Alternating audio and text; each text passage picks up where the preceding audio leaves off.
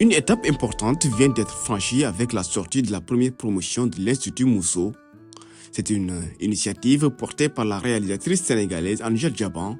Ce centre de formation exclusivement réservé aux femmes forme aux métiers techniques du cinéma et de l'audiovisuel. On a choisi dans cette formation qui s'appelle l'Institut Mousso de faire l'accent sur les métiers techniques parce qu'aujourd'hui, c'est des métiers où on manque de techniciens. C'est des métiers où on n'a pas vraiment de femmes. Donc du coup, moi, ce n'était pas seulement les former, c'était les former et qu'elles puissent après travailler. Donc il faut les orienter vers des métiers où on sait qu'il y a un besoin de techniciens et que la technicienne, le technicien femme, l'artiste femme va apporter sa touche. Cette première promotion est composée de 6 jeunes femmes qui, durant 2 années de formation riches et intenses, ont acquis des compétences techniques et bénéficié d'expériences professionnelles concrètes.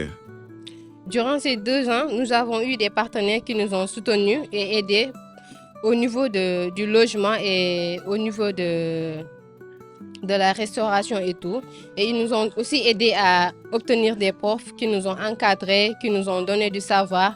Et ces savoirs nous ont permis aujourd'hui de pouvoir nous exprimer devant la caméra et d'avancer dans le domaine du cinéma. L'initiative répond à un constat clair, le manque de représentation des femmes dans le secteur audiovisuel.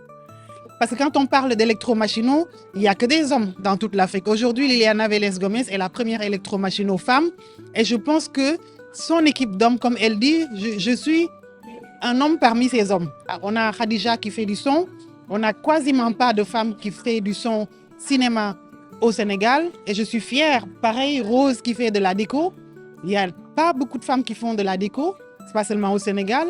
Donc du coup, c'est une grande fierté de les voir aujourd'hui évoluer sur des plateaux de tournage. Les nouvelles diplômées, dont Adamo Diouf, repartent ainsi avec un diplôme symbole d'engagement, mais surtout une clé pour accéder à de nouvelles opportunités professionnelles dans le secteur audiovisuel. C'est des métiers qu'on dit souvent que c'est destiné aux hommes, seulement aux hommes et non aux femmes.